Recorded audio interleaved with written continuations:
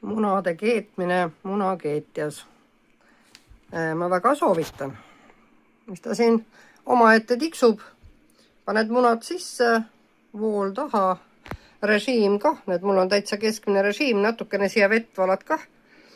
Ja toimetad enda tegemisi vaikselt.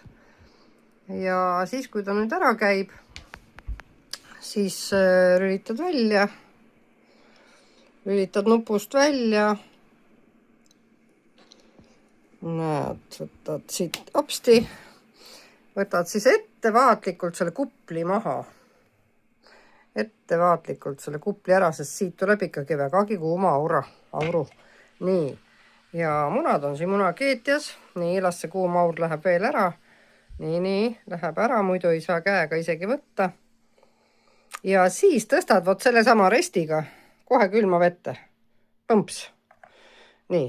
Ja siis hoiad seal külmas vees. Nii. Ma ei tea, kas ta on ära kees. Ma korraks panen talle veel. Aga jah, munakeetja on vahva asi. See ei ole mul esimene. Neid on erinevaid. Käib täiesti odav munakeetja ka. Ta hakkab piiksuma, kui munad on valmis. Ja ongi kõik.